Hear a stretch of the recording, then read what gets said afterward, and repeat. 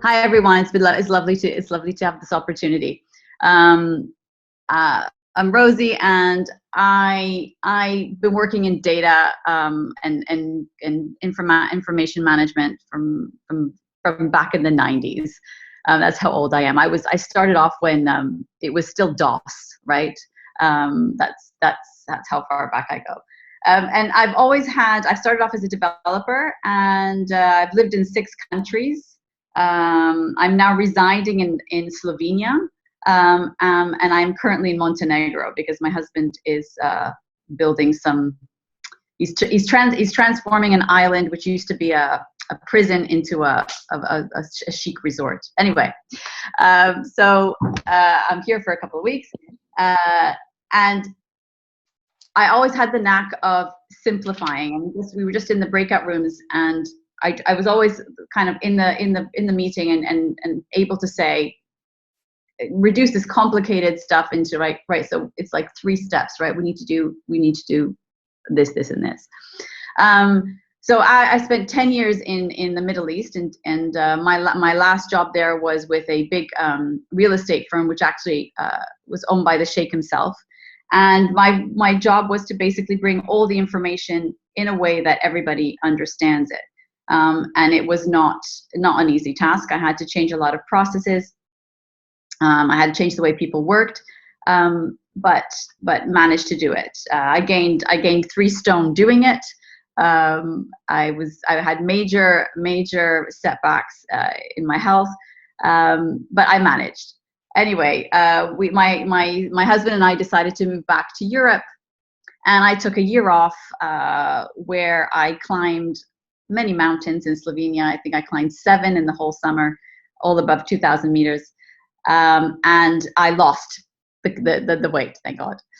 I'm going to just share my screen now. I then went into a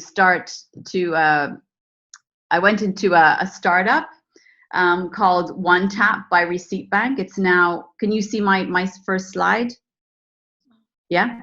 I went into a startup, and so I walked in with my corporate wear because I was always used to wearing corporate and whatever. And I found even more information than I had in Dubai in my information management role there. And I found what people find today when they're creating a digital product, which is like many metrics, so CAC, ROAS, LTV, all these fancy abbreviations for metrics. I found they had spreadsheets with information. They had many dashboards, and basically my role as business information was to make sense of all that. I had a particular, so like the developers were asking me, so which feature should we develop next? I had to speak to the CEO in London. You know, you're not going to go and tell him about LTV and all that. He was old school, like, are we growing fast enough? Are we making enough money? And there was just too much information for me to be able to to answer that question. And in particular, I had the growth. One of the most important things in product is to retain customers. And I had one of my colleagues asking me, so I need to know who are our customers, who's using this app, who's using our product. So I had all these questions. And are you seeing the next? I can't see what I'm showing. We can see page 2. It says page 2. Okay. So I went from I decided I put it into 3 steps, to three core elements. And one is the user profiles, which people call marketing segments or personas. I divided it into product usage data, which is like who's using your product, how are they using it, when are they using it, how long are they using it for, and marketing analytics, which is basically the information like how many website users you have, how many registrations, who's using your social, and things and data like that.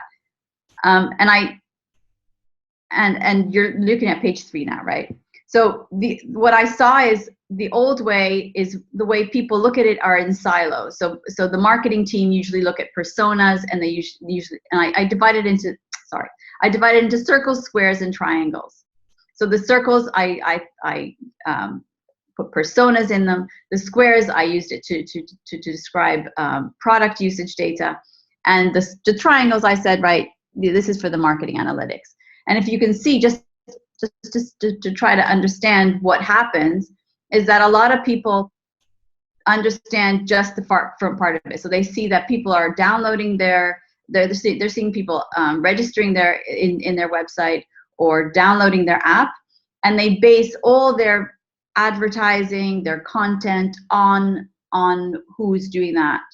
And if you can see here, it's the blue circles who are doing that the most.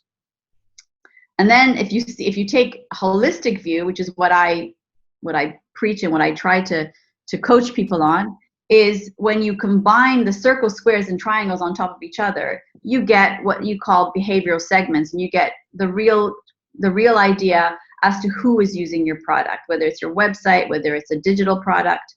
And with combining these three together, you're then able to see, as you can see, yes, it's the blue circles who are downloading your app and engaging in the front part of it, but it's actually the red circles who are your power users, or the ones who are actually using it. Now this, if you go back to the first slide I showed, which is all that information, it's hard to understand this, like who are you building your product for, who are you selling your product to. It's hard to devise to get that kind of information in a more simple way. So I put together this framework where I put these three things together. And at this startup that I worked on, we went from having all that information and not knowing where we were going and where we were coming, into a resounding yes. As you can see, I stripped down my corporate clothes. I went back into my jeans because I was in a startup where the guys were sitting on sofas and munching on crisps, where in the corporate world it was not kind of that. So I immersed myself into this new environment. I created this new system whereby everybody understood what was happening and everybody could talk about the same thing. So when we go to lunch, everybody would know what part of the puzzle they're contributing to, and not just quoting random metrics here and there. And so we had so much success with that. I decided to create like an online course around it, and also put it together in kind of like a coaching program. And that's what I'm doing now. So I've put it into 4 steps. We segment, we track, we measure, and we execute. And it's like a continuous iteration. It's a very simplified process. You can apply it to anything. I've applied it to different businesses and different products. And the online course will be launched at the end of the summer as well. But at the moment, I'm coaching people like on steps on it. What I also do is, so I know I'm stretched for time here. So this all is basically what is called a data strategy, and it allows you. And I when I Googled trying to find out what this thing is, there's a lady called Donna Burbank from Global Data Strategy who said it much better than I could ever put together. And it's basically an understanding of your customer, of your product, and being able to create data around that, and to plan for the future, and to make sure that your product or your business grows as fast and as best as possible. And as that, I've also worked in very male-dominated environments, and I know how hard it is for women to justify themselves, and so I put an intention out that if I can, I'd rather coach women. I'd rather focus on female founders, because I believe that I think we need a head start. We need a break. I think only 1% of all VC-funded businesses are female. So I think we need to help each other. And so far, so good. I've met some really amazing women, and we end up talking. And because I've had so much experience, almost 30 years now in the infotech environment, I end up helping them in all other ways as well. So. Yeah, I have a thing out that if I'm giving out like 2 hours pro bono coaching for all female startups, and yeah, hope to help more. Fantastic, Rosie. That is a great offer. Do you want to just stop sharing the screen and then we'll open it up for a bit of a discussion, and if people have comments or questions, I'd like to ask Rosie. So if you do, just give me a wave. I can see people. Have I stopped sharing? Yes, you've stopped sharing. Yes, so we can see you now. Yeah, great. Thank you. And I mean, you've got loads of experience, Rosie, you know, from corporate life to startup to you know, and now you're taking all that knowledge and wisdom and applying this into this new space. What are some of the key lessons you carry with you for yourself? You know, I don't know if sometimes you have mantras or just things you say over to yourself. What are your key learnings that you carry with you? Well, I recently read a book. I don't know if you guys have read it. It's called Untamed by Glennon Doyle. Anybody read it? Oh my God, you have to read it. And the first chapter is basically at the end, I think she ends it with like, I'm a cheetah. And I've realized that I've come where I come from because I don't feel that anything should stop me from being who I really am. And I think my authenticity has, I think the closer, Becky mentioned that as well, we have like different personas, and I've always tried to stay, like I've always held my heart in my hand. I'm Maltese, as I said, and we just, I give too much information sometimes about myself. I've been so passionate in meetings that I've cried. Like I've always been like the only woman in the meeting, and I have shed a tear, and I used to be angry with myself for exposing my vulnerability like that. But at the end of the day, I think I did, that was great, because that was me, and I've always worked in companies like it was mine. So I've always worked in that sense that I'm not there just for the paycheck. I give my all, and I'm not ashamed of that. I'm not ashamed of that at all. And I'm 5 foot nothing. I'm really short. I'm always stuck out like a sore thumb wherever I've been. Like I've been in the UK as well. I worked with Kier Construction. I don't know if anybody's heard of Kier Construction. Loved it there. Yeah. So, and I've always been with like big construction folk, and it's only when I moved to Slovenia where I moved into the startup world, which was like the first day. It was like, so we bring a masseuse in every week, and what time would you like your massage on a Thursday? And I was like, okay. And like, I was the only one wearing heels. So they would hear me, and everybody was in trainers and ripped jeans. And so yeah, I had to transition. That's the only part. I let go of all the other persona, which is like the dressing up persona, and I just mixed in. Yeah, sounds good, Rosie. Okay, so who would like to make a comment or ask a question or a statement? Chi, I can see your hand. I've got one. Yeah, no, that was amazing. Just to hear the context around how you work and why you're doing what you're doing now. I've got a question around sort of the nuts and bolts of how your company works. So seeing those charts made me think you help people understand how they can see where their work is going into their product, and how that can be turned into in a very easy to measure manner outcomes they can present. Because I know you're really good at visual stuff, like helping people with presentations and slide decks, and key points where they have to convey what their business does. Do you have an example you can share with us of something you're working on where someone came along to you with a problem that was potentially still early, they couldn't understand how to articulate it, and you've been able to sort of guide them a bit further than where they were when they came?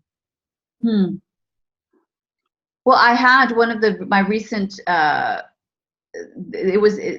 recent clients was they said, no, we have everything and we have all the data, we have everything. And then when we broke it down, so it's okay, let's have the conversation. Let's, where does the user journey start? Where are the drop-offs? What happens before people are activated? What happens after? And I was asking these kind of questions, and they're like, oh, I don't know. And so when we finished, we're still at it. But after every session, there was one session, they're like, you gave us so much, we're gonna, we had 2 hours and we cut it short because she said, I have so much notes and so much to take in. It's like, so it's the conversation that we have that makes you think differently. And instead of just like, and then I have another client who just wants to give me access to their Google Analytics. And I'm like, no, I need to talk to you. You're the founder. You have a vision of where you want to take your, this is your dream. This is your baby, your product. We need to make sure that your vision and the data are combined. And also that the operations, that the people, whoever's your team, whether it's just you or you have 3 people or 10 people or 20 people, you have to make sure that your people come into work and know that what they're doing is for what, and they can be able to measure their impact. Because we've all been there, right? We've all worked with companies and you're like, okay, and you go home on a Friday and you're burned out and you're like, so do they care if I die tomorrow? I mean, did I do anything? And we all need that sense of purpose and sense of, and I believe that this system gives you that. I mean, I only had 5-10 minutes, so I couldn't really go into the KPIs and how that the data actually ties everybody's activities in, because I think that's really important. That, you go in there, you work, and you see in startups and even in big corporate companies, you see everybody's so busy and everybody's so stressed. But I think if you're able to measure what you do and see it, and your boss sees it, and everything is nice and transparent, and you know what you're doing and you know what you're expected, I think it just makes everybody's life so much nicer, and companies grow more organically, and. And it really speaks to that authentic leadership that we heard about earlier from Becky. It is about becoming yourself, isn't it? And just being yourself and being able to do that. And when you're in that sweet spot, that's when the magic happens. Yeah. I think that when I used to go into like the one of the previous roles I had, where I was just like, you guys, and I just like, you know what, I'm just going to try. When you want to say something and you're like, no, because if I say that, then they're really going to think, whatever. But I said, is this true? Is this what I'm going to say? Is it true? Is it coming from a good place? Because, and if it's yes, then I'll say it. I'll say I don't think this is the right way. Let's try it this way. And if they don't like it, well, Great. Okay, I'm keeping an eye on time. We have time for 1 or 2 more questions or comments or contributions for Rosie. Who would like to jump in? Nicola, go ahead. Hi everyone. Rosie, it was just really to echo what you were saying. It sounds so ridiculously familiar. My career was predominantly corporate. And then when I moved into the world of fintech, I had a bit of an imposter syndrome like you, where I was like the only one in heels, the only one that was always on time, never left early, had that real structure that you were like so frightened to step outside of the boundaries. And I think it's the past year, if there's one amazing thing that's come out of what's happened in the world, is that people have realized the importance of family life and the time that can be saved by doing things via Zoom. I love a face-to-face conversation and I can talk till the cows come home. but I have been far more efficient and effective with my working patterns since being able to be based at home, and it has helped tenfold with being at home in terms of the kids. I have 3 young children. My husband started a business of his own at the same time that I did. And my kids are all carte blanche refusing to go to any form of after school club now, because they've got so used to coming home after school and being picked up by mummy or daddy. And that's just the way that life is. And I think there's a lot to be said by the fact that you can be yourself, and you can be, for me, first and foremost, I'm a mum, I'm a wife, and then I'm a female founder, and it's in that order. So being able to get the best out of me whilst I can still be all those other things is just the most important thing to me. So I definitely hear what you say. Yeah. I was a mother 24 years ago, so my son is 24, and in Malta all we had was 8 weeks, and you could take them from the time you give birth, or if you take 2 weeks before you give birth, then you only had 6 weeks. Oh. Yeah. And then you have to leave your child somewhere. There wasn't even like childcare properly set up in Malta in those days, so I had left, and I had the same thing. I went out and by the time I got back into the tech business, it was all different as well. So it was quite. I don't know about anybody else though. I mean, I'm a huge champion for women in any form of business, tech or of any description. But I do find that there's that, somebody was saying earlier about the middle management is the time in which most people kind of move away. And I think that's kind of the career point where people come to and go, right, I'm going to have children now. And there is no taking away that there is only a woman that can carry a baby and have a baby, and then will need to nurse that child for however long they choose after birth. And that is naturally going to be the way things are, and there will always be that break. And I think that, the opportunities to return, and to your point, not too quickly, whenever you're ready, but then the things that come with being a parent and all of the responsibilities that come with that. And it's not just female, it's obviously, I've got friends who they have returned to work full time, and their husband has become the person that takes on the responsibilities of the children, which is just refreshing. But I think that's the point in which a lot of people seem to kind of drop off the edge of their career progression. And I think at the moment what we're seeing is women are becoming mothers at a later stage in their lives rather than earlier as it used to be done. And therefore you've already got to a point in your career where you can be quite established, and then you go off and have a baby, and then coming back, that's where imposter syndrome is it's worse.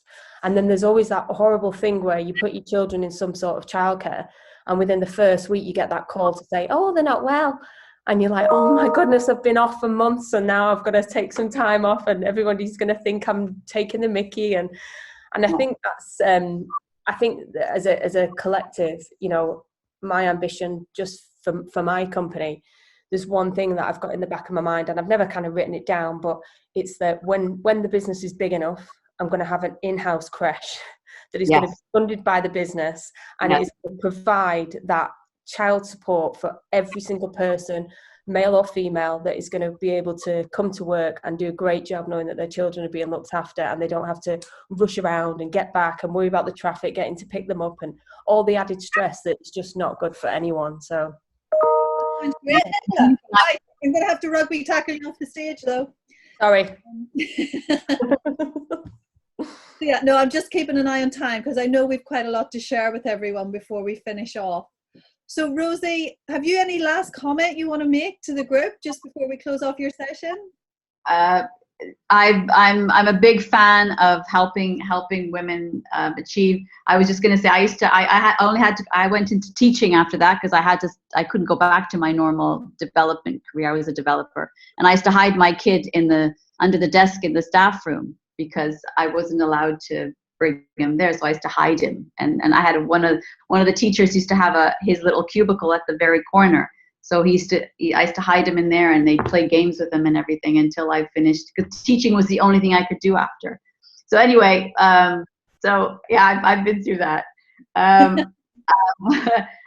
so I'm my mission is to empower women, empower female founders the way I know how, which is primarily data and understanding that, and wherever I can use my experience, my international experience, my being the only woman in the room experience, with all different kinds of nationalities, whatever I can do to help, that's me. So feel free to reach out to me for just a chat or anything like that. Happy to help.